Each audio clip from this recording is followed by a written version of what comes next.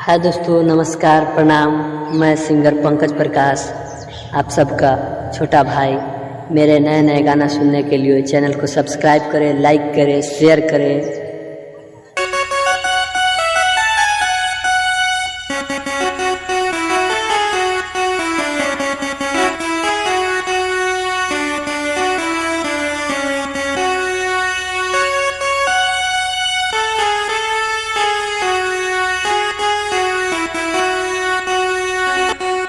जब चढ़ब त पटक के ऊपर तोर टाटी के जाई फाटी कुकर।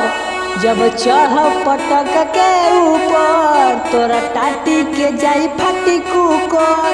कहिए के बात में रहू औकात में, नहीं तो जैबू ठंडाई। कहिए के बात में रहू औकात में, नहीं तो जैबू ठंडाई। प्रजापतिवा भीतर जब छुआई, प्रजापतिवा भीतर जब छुआई।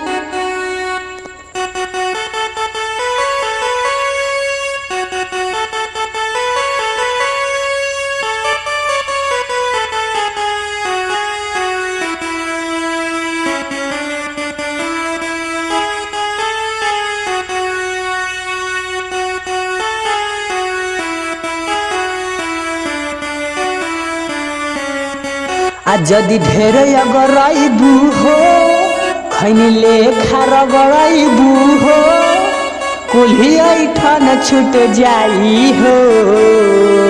जैबू दाम से भेटाई हो। जदि ढेर अगरबू हो, खैनी लेखा रगड़बू हो, कुल्ही ऐठन छूट जाई हो। जदि दाव से भेटाइबू हो, धकिया कबारी जवानी दी कबारी, लगबी चिल्लाए माई माई। ई कोइरा नावा भीतर जब छुआई।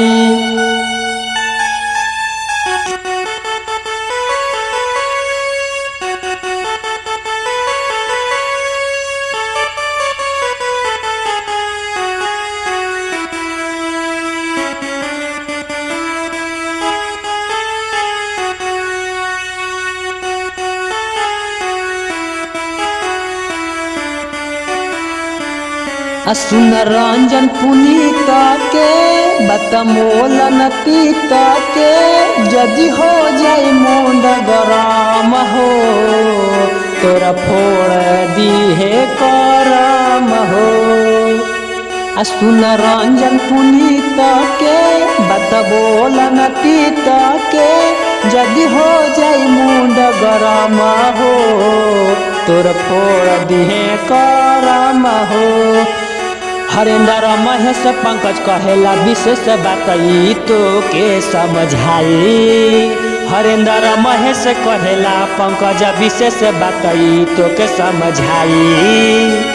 यही रानावा भीतर जब छुआई।